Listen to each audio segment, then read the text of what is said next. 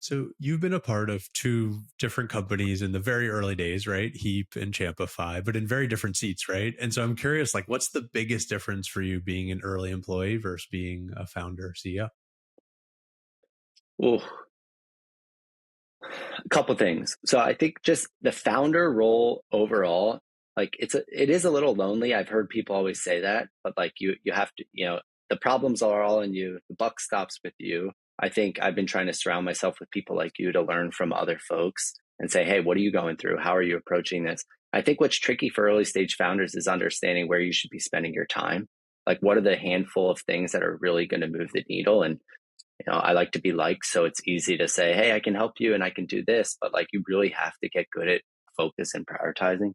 I think also I have a lot more empathy now for the founders, for the CEOs. Like, I remember giving our leadership team at Heap tons of pressure around, hey, we're not moving fast enough on the product, or what about the bigger vision, or how can I compete against this? It's like, it's really hard. Like, some of these are really hard decisions to make. And I think now I'm being in that role, realizing like, um, give a little more slack to these people.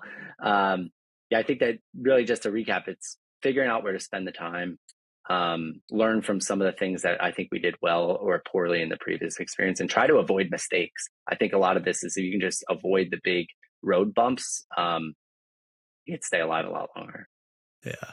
I personally thought it would be more similar. And it definitely, Lattice early experience has been so helpful because I do have a roadmap of like what it should kind of feel like. And I think I would be going crazy if I didn't have that experience. But the like existential mind games of being a founder, I find to be very different than early employee. Like early employee, I was like, Jack, you can make that decision. Or if this doesn't work out, I can go get another job.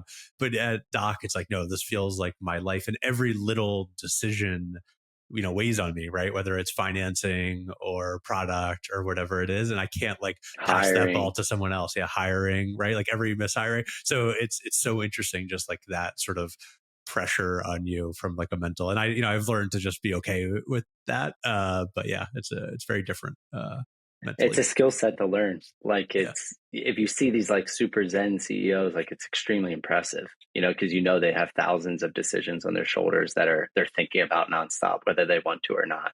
I think it's a skill set like anything else. Yeah, the Bob Iger book, I forget the exact story in there, but he's a really good. He talks about how he compartmentalizes things, running Disney, and it's like, oh my god, he's like giving presentations when there's all this horrible stuff going on, and it's like it's amazing how much you have to compartmentalize as a CEO. Uh,